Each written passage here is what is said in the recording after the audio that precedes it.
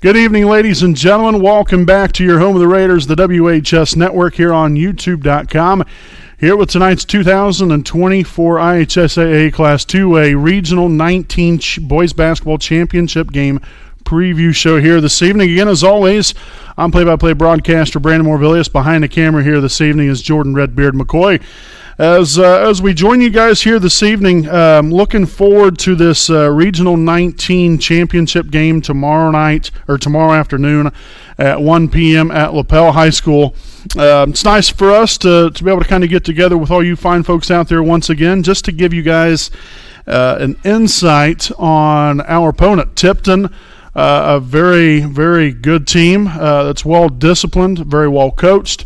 And Wapahani, much the exact same thing. An unselfish team that finds ways to get the job done every single time out there. You know, it's always a hard-fought ball game, and these guys are up for the challenge coming up there tomorrow afternoon. And so we're going to break things down here tonight. Now, again, you know, there's no brackets here. So we're not going to be throwing up a bracket there on the screen or nothing like that like we did for sectionals. It's just one game. That's all it is for regionals. Regional championship game tomorrow afternoon, 1 p.m. Your Wapahani Raiders taking on the Tipton Blue Devils. They're from Lapel High School. Please come on out and join the party coming up there tomorrow. Get there nice and early. Heck, if you get there at 11, that'd be great. I know I plan on getting there right around 11:30. I believe the team probably right about that same time there as well.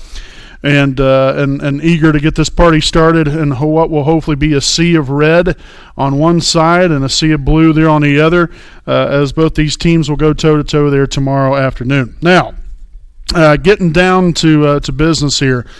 Obviously, you guys know a lot about your Wapahani Raiders, what they're capable of, the way they played. Obviously, coming off of a very good Sectional 40 championship victory there on last Saturday. The path to that, they beat Lapel in a hard-fought matchup. Wapahani won that one by 16 points. Then on last Friday night, took on the Westdale Warriors, won that one. I believe it was a 67-46 final score, somewhere right around in there.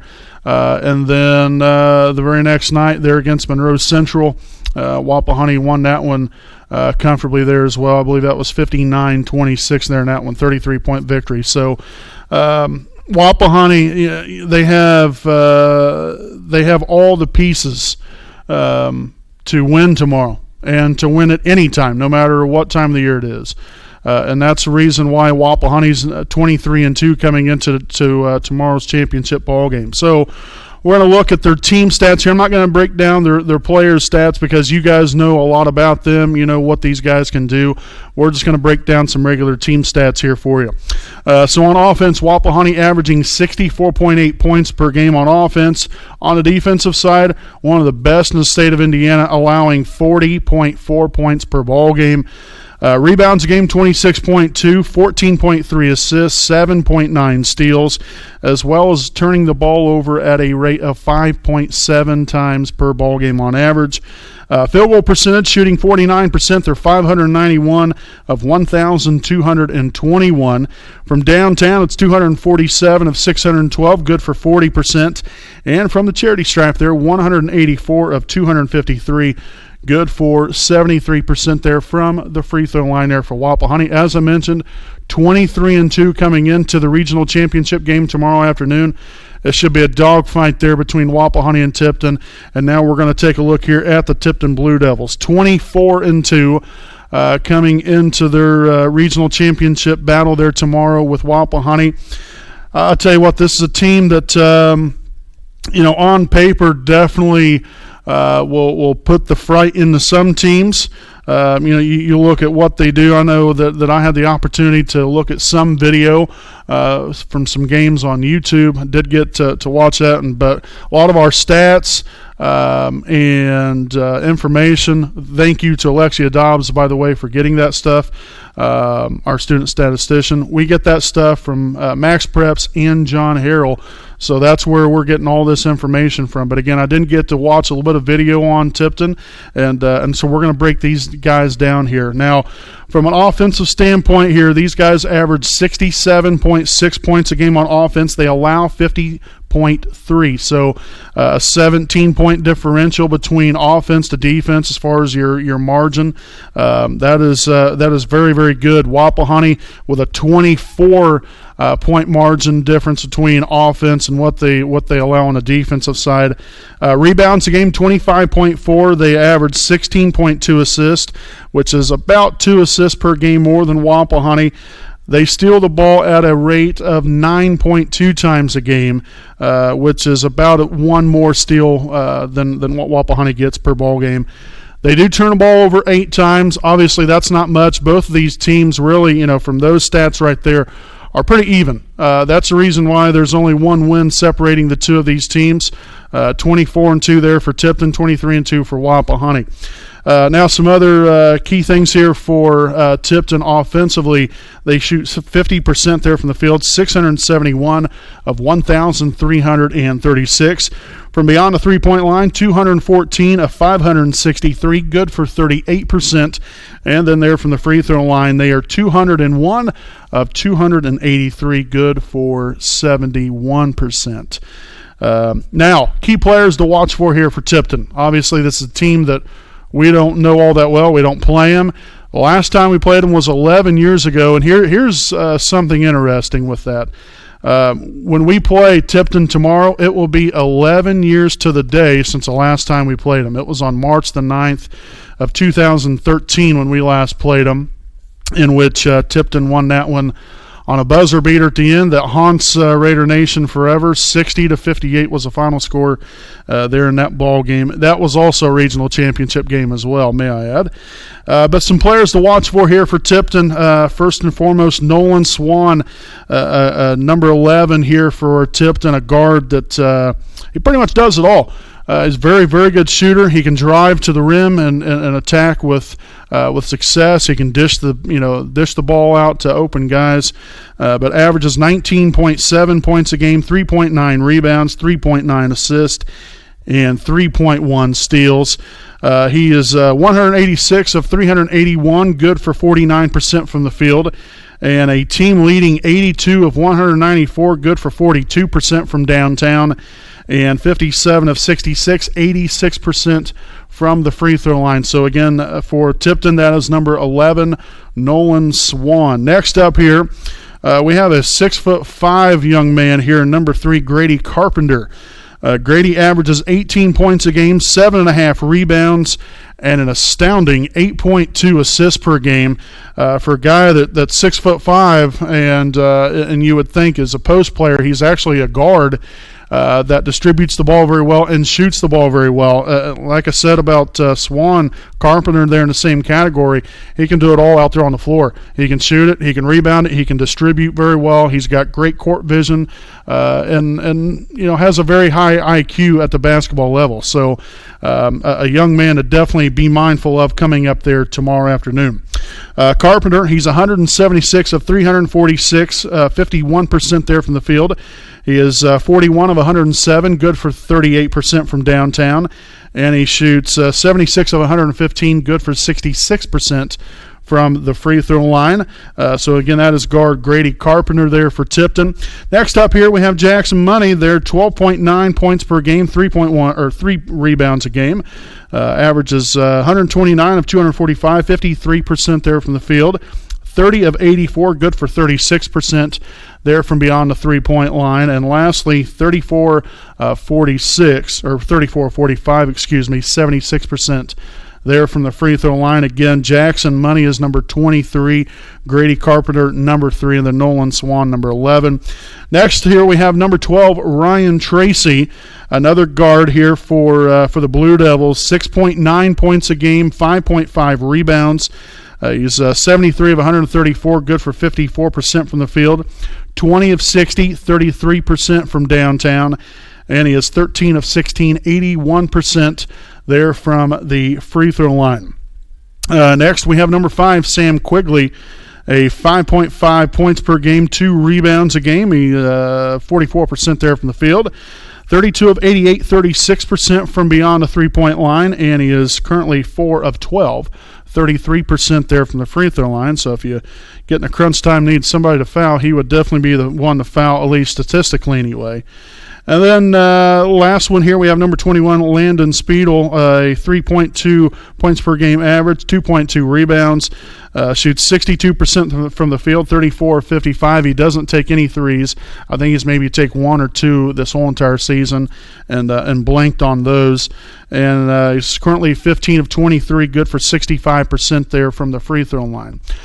So again, this Tipton team, if you can keep Swan, Carpenter, and Money in check, then I think we've got a very good chance. Like I said, this team, they're very well disciplined. They take very good care of the basketball, very well coached. They know what to do out there on the basketball floor. They played very, very well for one another, and for a long period of time. These guys have stayed the course these last 2, 3, 4 years as a collective unit here. And so these guys have a high-octane offense. Like I said, they average 67.6 points a game.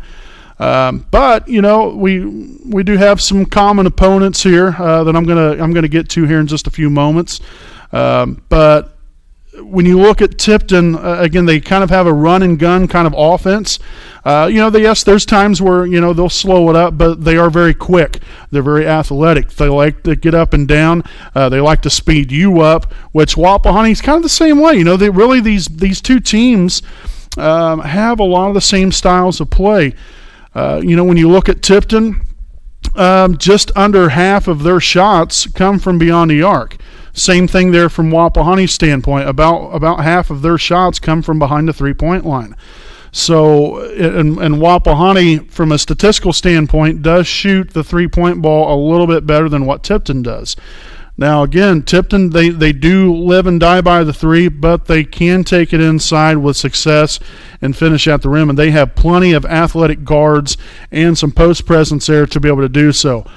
So the key here for Wapahani, when you take on Tipton tomorrow, we've got to bring that defensive pressure like we have never done before. When we've seen games like, Lapel, when we played them a couple times, we've had other games, even, when we played Yorktown and the Deltas, Winchester,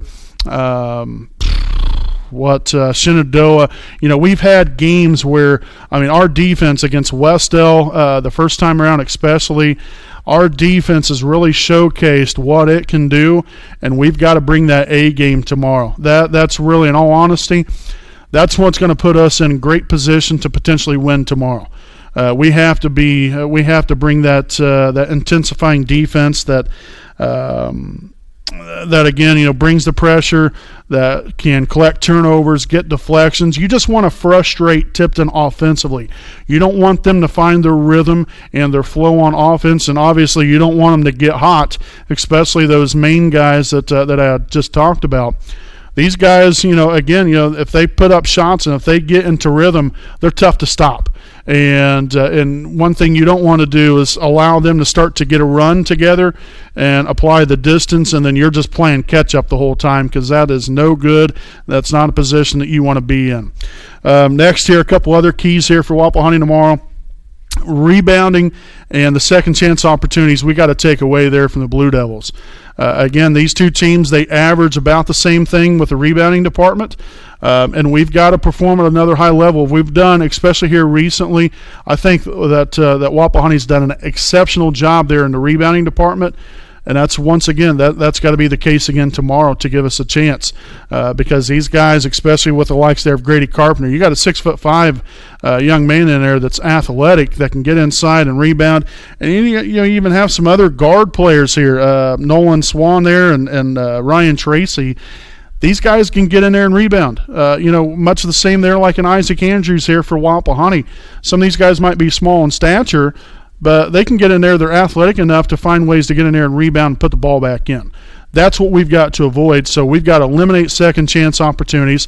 But on the flip side of that, from an offensive standpoint for Wapahani, we've got to have those second chance opportunities. If we miss, we've got to get the rebound and go right back up with it. And so that's going to be a very important key offensive prowess tomorrow for Wapahani. We've got to have that balance and that consistency inside to outside. We've got to be able to attack the rim. This is a team that, for the most part, at least from what I've seen in some of the games that I've watched online, and from some knowledge that I've been able to receive here the last few days, this is a team that plays a lot of zone defense. Now, they could come out tomorrow and play man-to-man. But for the most part, in a lot of their games, they do like to play that zone. They like to full court press you, turn the ball over, so that they can get an easy bucket on the other end. We've got to make sure we take good care of the basketball for one thing, and that's one thing that I think that we've done a very, very good job of throughout the course of the year. That's the reason why we only average 5.7 turnovers a game. But, we have to maintain the overall mindset of, let's not speed ourselves up. Let's stay under control, take good care of the basketball. Let's make smart decisions like we've done all year. We've seen this time and time and again from these guys, and that's a reason why Wapahani has had the success that we've had, is because we've been under control. We've made smart decisions with the basketball, whether that be passing or shooting the ball, and not forcing anything, but also looking to attack the rim. We've got athletic guys that can attack the rim and be able to score it anytime down floor. I don't care if it's guards or post players. You've seen Mason Barton a few games ago. Heck, he's not exactly been one so far this year that's going to light up the scoreboard and points, but he came right out of the gate, 6 or 8 points right out, right from the get-go.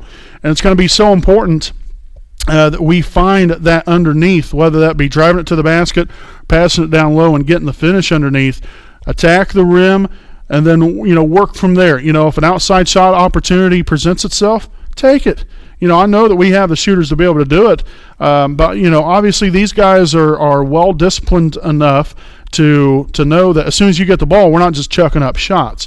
We make smart decisions, and good results come of those smart decisions 9 times out of 10, and that's why, again, Wapahani has seen the success that we've had, and we've got to maintain that once again tomorrow. And then lastly here, a few other things. Free throws, we've got to knock down free opportunities. I don't care if it's in the first quarter or the fourth quarter in crunch time. Every single opportunity is so important and so crucial because, down the stretch, you don't know how this game's going to go. So, even though we might be in the first quarter, once you get to the fourth quarter, it might be a 2-point game. And if you've already missed 3 free throws, that's the difference in the ball game right here. So that's why it's extremely important that, again, we've got to make good on every free opportunity. They foul us, go ahead and send us to the line. We'll go ahead and sink them. That's the mindset we've got to have, and that's what we've got to do out there on the floor come tomorrow afternoon. And then lastly, maintain our identity. Like I said before, this team has been very unselfish. They're well-disciplined, and they're looking to help one another and to cheer on one another. This isn't a team that is a quote-unquote I kind of team. This is a team that, you have 1 through 12 or 13, how many ever guys dress and JV and everything else. These guys are looking out for one another. They're not looking out for an individual basis. These guys are unselfish. They play the game the right way. They play hard. They play for one another. And we have a darn good coaching staff to go along with that continues to preach that to them year in and year out. And great teams and especially teams that win championships, the backbone of that is the unselfish nature and the togetherness and the family-like atmosphere that these teams create, just like Wapahani. You can see the same thing there with Tipton as well. So we're expecting a dogfight, no doubt about that. These two teams are going to go toe-to-toe from Lapel. Please come on out and support your Wapahani Raiders coming up there tomorrow. 1 p.m. start time. Again, you can catch tomorrow's game if you can't make it, or if you want to come to the game and still listen to me talk instead. You can go to this website that's actually scrolling right down here on the bottom of your screen. That was perfect timing. It was like I drew that one up. But that's the website that you go to free to watch. It's not going to cost you a dime, just like sectionals was, and like it is for every state tournament game that we broadcast. The game will be free, no cost whatsoever, and you can join us right here on the WHS Network, again, affiliation there with the IHSAA Champions Network. And then the last thing here I want to touch on. So some key things, that happened throughout the course of the year, some common opponents that Wapahoney and Tipton both took on. Tipton played at Frankton, won that one, I believe, by 14 points. I think it was a 60-46 final score. Wapahoney beat Frankton earlier this year. It was back in December. It was over 23 or 25 points, somewhere right around in there. And then also Wapahoney and LaPel, they played twice this year. Wapahoney won the first time by 35 points earlier there in December, and then obviously beat them in the first round matchup there in sectional 40 action there at Alexandria last Wednesday. Won that one by a final score of 47-31. And you look here at the flip side, again, Tipton beat Frankton, but LaPel just beat Tipton. It was about 2 weeks ago. Again, like I said, during the sectional preview show, I wouldn't put too much stock into that whatsoever. I'm just kind of giving you guys some common opponents that both these two teams have played. And we know both of these teams that, both LaPel and Frankton, when we played them, and then you kind of get a insight on how Tipton fared against them. But LaPel beat Tipton at LaPel by 11 points. And that was LaPel's senior night. So obviously some inspiration there involved, but it's like I said, I don't think that's any indication whatsoever as far as how tomorrow afternoon's ball game is going to go, because both these teams are clicking on all cylinders, especially if you look at what Tipton was able to do and what Wapahoney was able to do there in their respective sectionals. This is going to be a fight to the very end. At least that's what I'm anticipating. So should be a great one there tomorrow afternoon. Again, we hope you guys can join us there on our IHSAA website. Again, we'll be posting that on our social media sites, Twitter and Facebook. But again, we hope you guys can join us at LaPel tomorrow. If you can't, again, you can watch us there on our IHSAA channel. But again, Wapahoney, Tipton, 1 p.m. tomorrow afternoon from LaPel High School in the Regional 19 Championship game. We hope you all can come on out, and we hope to see you guys there. And we'll get at it. Hopefully a sea of red packs the stands at LaPel, because I'm sure Tipton will pack in their fans there as well. So hopefully we'll be nice and loud and roll on to a hopeful victory there coming up tomorrow afternoon. So again, we want to thank you guys for tuning in here for our 2024 IHSAA Class 2A Regional 19 Boys Basketball Tournament preview show here this evening as we get locked in for tomorrow afternoon. Again, I'm Brandon Morvillius alongside cameraman Jordan Redbeard McCoy. Again, we thank you all for watching, and we'll see you tomorrow with the Regional 19 Championship game right here on the WHS Network. Have a great day, everyone.